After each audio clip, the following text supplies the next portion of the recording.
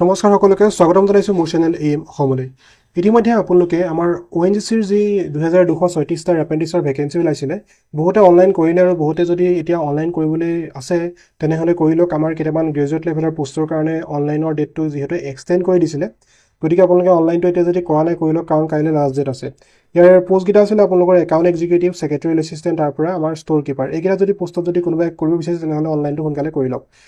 তাৰপিছত আহিলে আমাৰ মেইন কথাটো হ'ল কাট অফ। যিহেতু আমাৰ ৰিজাল্টটো 30 নৱেম্বৰ তাৰিখে ইয়াৰ মেৰিট লিষ্টখন প্ৰকাশ পাব, গতিকে ইয়াৰ কাট অফটো কিমান যাব? ইয়াৰ কাট অফটো আপোনাৰ ধৰি লওক 74ৰ পৰা 75 যাব, কাৰণ মই একজেক্ট ক'ব নোৱাৰোঁ, কাৰণ সেইটো কোনেও ক'ব নোৱাৰে একজেক্ট কাট অফটো কিমান যাব।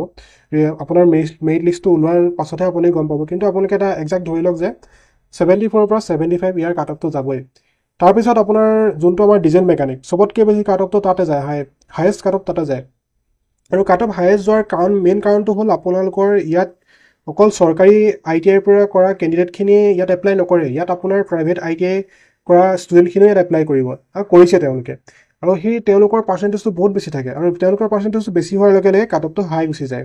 আৰু তাৰপিছত কিছুমান আপোনাৰ ইনষ্ট্ৰুমেণ্ট মেকানিক, তাৰপৰা মেচিনিষ্ট আৰু বহুতো তেনেকুৱা কিছুমান মানে ট্ৰেড আছে, তেওঁলোকৰ মানে বহুত কম যায়। বিশেষকৈ আপোনালোকৰ যোনবিলাক দুবছৰীয়া ট্ৰেড আছে, সেইবিলাকৰ কাট অফটো অকণমান কম যায়। তাৰপিছত আপোনাৰ যোনখিনি এবছৰীয়া কোৰ্চ আছিলে, এবছৰীয়া কোৰ্চবিলাকত মানে বহুত ষ্টুডেণ্ট থাকে, আৰু সেই ষ্টুডেণ্টখিনিৰ কাৰণে মানে আপোনাৰ ইয়াৰ কাট অফটো বহুত বেছি যায়। গতিকে আপোনালোকে চাই লওক কেনেকুৱা আপোনাৰ, যদি আপোনাৰ নামটো আহে তেতিয়া আপুনি ডকুমেণ্ট ভেৰিফিকেশ্যন কৰিবলৈ যাব। আৰু কাট অফ আপোনাৰ কম বেছি হৈ থাকিব, কাৰণ এইটো মই একজাক্ট কোৱা নাই, আপোনালোকে ইমান ডিমটিভেশ্যন নহ'ব, কাৰণ এইটো আপোনাৰ একজাক্টটো কোনো ক'ব নোৱাৰে। গতিকে আপোনালোকে চাই ল'ব। তাৰপিছত আহিলে আপোনাৰ যোনটো কৰেছপণ্ডিং ডিষ্ট্ৰিক্ট, তেওঁলোকে যে ঘোষণা উল্লেখ কৰিছিলে যে ইয়াত যোৰহাটৰ যোনটো এপেণ্ডিক্স ভেকেঞ্চি ওলাইছিলে, তাত আপোনাৰ গোলাঘাট যোৰহাটখিনিয়ে পাৰিব, বা শিৱসাগৰ নাজিৰাত আপোনাৰ শিৱসাগৰ চৰাইদেউ এইখিনিয়ে পাৰিব, বা আপোনাৰ হাইলাকান্দিত বা আপোনাৰ শিলচৰত হাইলাকান্দি বা সেইখিনি দুখনমান ডিষ্ট্ৰিক্ট আছিলে সেইখিনিয়ে পাৰিব। কিন্তু আপোনালোকে সেইবিলাক আচলতে তেওঁলোকে যোনখিনি তাত তাৰ মানে হোম ডিষ্ট্ৰিক্টৰ কেণ্ডিডেট হয়, সেইখিনি তাত ফাৰ্ষ্ট প্ৰিফাৰেঞ্চ পাব। আৰু বাকী আপোনাৰ তাত যেতিয়া আপুনি ডকুমেণ্ট ভেৰিফিকেশ্যন কৰিবলৈ যাব, যদি আপুনি আদাৰ ডিষ্ট্ৰিক্টৰ হয় তেনেহ'লে আপুনি তেতিয়া তাত সুধিব আপোনাৰ যদি ইয়াত কোনোবা ৰিলেটিভছ আছে নেকি, বা আপুনি ইয়াত পঢ়িছিলে নেকি, কিবা কিবি তেওঁলোকে সুধিব। যদি প্ৰমাণ দিব নোৱাৰে তেতিয়া বেলেগ কথা, কিন্তু গোটেইখিনি কথা আপোনালোকৰ যোনখিনি চিলেকশ্যন কমিটি আছে তাৰ ওপৰত নিৰ্ভৰ কৰে। গতিকে যাব আপোনালোকে চাই আহিব বস্তুটো কেনেকুৱা কি হয়।